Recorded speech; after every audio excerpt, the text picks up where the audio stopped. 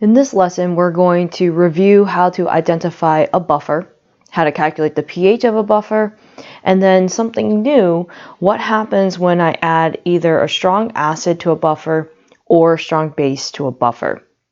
So remember that a buffer is simply a conjugate acid-base pair in solution together. So in this beaker, I have the weak acid HA and its conjugate base A-. This is a buffer. And remember how we calculate the pH of a buffer. We're going to take the Ka and multiply it by the moles of weak acid, Ha, over the moles of conjugate base A-, and that's going to give us the molarity of H+. So here's what your buffer equation looks like. Once you have the concentration of H+, you take the negative log of that, and you got the pH. So let's move on to another scenario. What if you have a buffer, and to that buffer, you add in a strong acid, like HCl or HBr. Remember, the key component of a strong acid, the part that's actually going to react with things, is the H+. Okay? So we can call this H+ an invader. Okay? And it's entering the solution that we've already identified as a buffer. So here we have a buffer plus an acidic invader.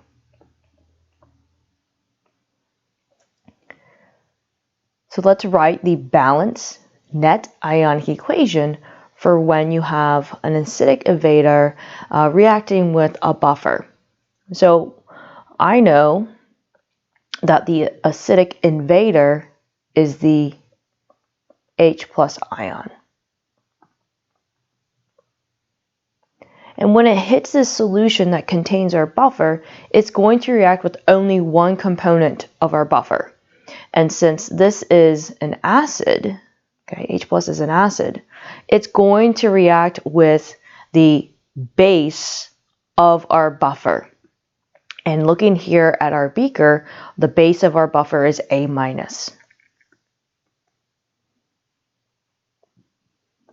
So A- came from our buffer, and it's a base. And so when A- and H+ react together, we're going to create HA. So this is your generic net ionic equation that will occur when you add a strong acid to a buffer solution. Now, how do you calculate the pH of this new resulting solution? We're going to take our buffer equation, hydrogen ion is equal to Ka times the moles of the weak acid HA. But because looking at our balanced net ionic equation, the moles of HA is now a product of this reaction, so the quantity of HA is going to increase because we've added this acidic invader. So to this numerator of our buffer equation, we're going to add moles of the H+ invader. Now, it's very important that I work with moles in this equation and not molarity. This is stoichiometry, so we have to use moles for this equation. And then the denominator, if you remember, moles of A-, the base, is always in the denominator, but because A- was a reactant in this net ionic equation, its concentration goes down. So we're going to subtract the moles of H+ that were put into the buffer. And I can do that because in this net ionic equation, notice that all the coefficients are 1, so it's all 1-to-1 ratio. So if I use 1 mole of H plus, we're going to also use 1 mole of A minus. So this becomes your equation for calculating H plus when you have an acidic invader entering your buffer.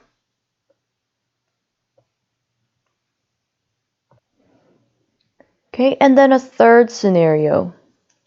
What happens when you have your buffer and then we add in a strong base like sodium hydroxide, potassium hydroxide? Remember, the cations of all those we can ignore. The main component that we concern ourselves with is the reacting component, hydroxide ions. So now you have hydroxide entering this buffer system, and you're going to have a buffer plus a basic invader. And so let's write the net ionic equation that will occur when I have a basic invader. So I know that the basic invader is the hydroxide part. That's your invader. He's a base.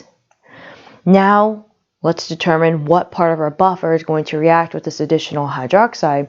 And that, of course, is going to be the acidic component of the buffer, HA.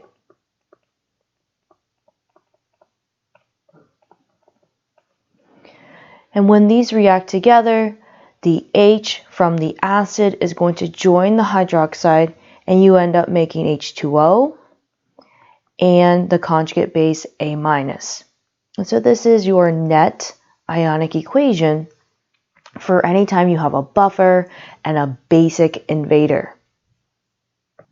Now calculating the concentration of H plus upon adding a basic invader, same buffer equation, because we still have a buffer here. You're going to take Ka moles of HA in the numerator, but because HA is a reactant in our net ionic equation, its concentration is going to go down because you're using some of it. And the quantity that you're using is the amount of moles of hydroxide that have been added to our buffer. So the amount of acid goes down, but look at the amount of A-, the conjugate base. The amount of conjugate base, A-, which is a product of this reaction, is going to go up. So in the denominator, when we add a basic invader, we want to add or increase the amount of base. So this is the equation that you're going to use anytime you have a buffer and a basic invader. Now let's try an example. We have a solution containing 0.500 moles of hypochlorous acid. He's a weak acid. And 0.200 moles of potassium hypochlorite aqueous salt solution. So we have potassium, which I could ignore, and we have the hypochlorite ion. I know that's a charge of -1. So this is really the conjugate base of HClO. So therefore, we have a buffer in this solution. So I want to calculate the pH of this solution. Follow the buffer equation. Ka moles of the weak acid, and our weak acid is HClO, over the moles of the conjugate base, ClO-. So it becomes a plug and chug.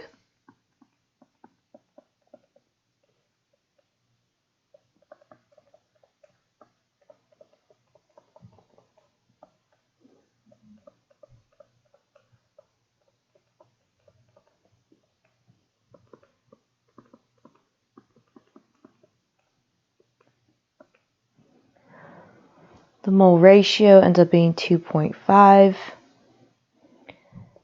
And so therefore the concentration of hydrogen is 8.75 times 10 to the negative 8 molar. So from there, pH is negative log of that. And you'll get 7.06. Okay, so we have a buffer. I use the buffer equation. I plug and chug, and I get a pH of 7.06. So now in part B, let's say we have that same buffer solution. And now I add in 0.005 moles of hydrochloric acid to this buffer solution. I want you to write the net ionic equation for the reaction that occurs, and then now we're going to calculate the pH of the resulting solution. So we're adding in HCl. That's a strong acid. So that's our invader to this buffer solution. So I know that if I add an acid to a buffer solution, it's going to be the basic part that reacts with it, right? So from our buffer, the A- is going to react with it. And the strong acid is in the form of H+. So we're going to make HA. So that's our net ionic equation for the reaction. Now calculating the pH. This is an acidic invader. So we're going to increase the amount of acid. Oh, I'm sorry. I just realized I used A's when I shouldn't have. Sorry. Let's write the real equation. We have hypochlorite reacting with H+, making hypochlorous. So moles of the hypochlorite acid plus moles of H+ over moles of the hypochlorite base minus moles of H+. Okay, we're adding acid invader, so the amount of weak acid goes up, the amount of base goes down. So we're going to have 3.5 times 10 to the negative 8. Now our original moles of acid in our buffer was 0.500. And we're adding 0.005 moles of H+. Our original moles of hypochlorite was 0.200.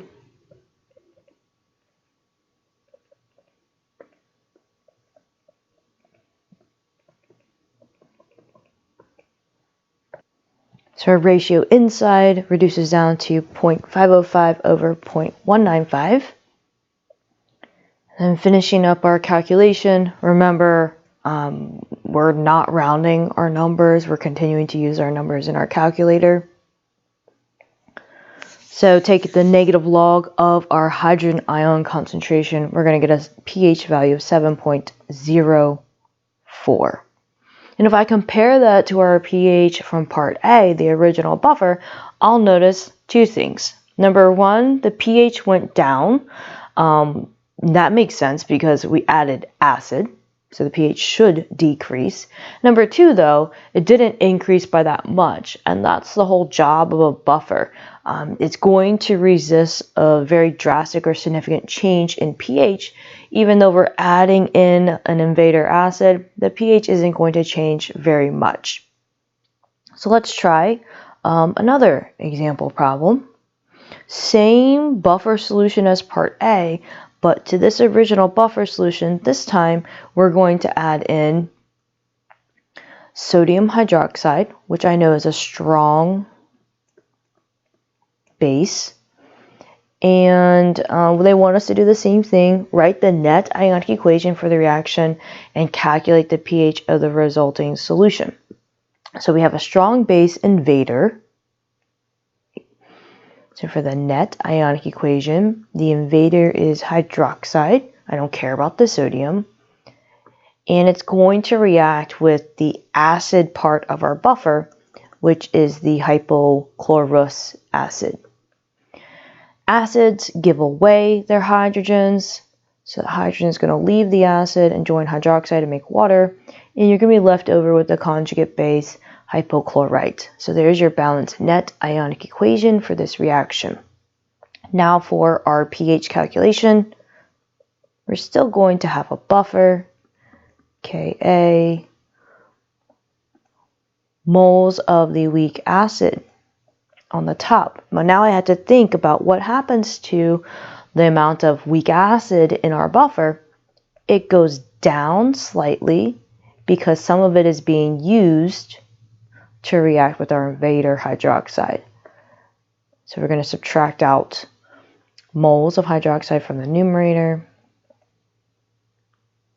And then for our conjugate base, since it's being produced, its concentration is going to go up, or the amount of moles will go up by the same amount of moles of hydroxide that we add in, because everything's 1-to-1. So Ka is equal to 3.5 times 10 to the negative 8. Our original buffer in part A had 0.500 moles of acid. Now we're going to subtract out the amount of moles of hydroxide added.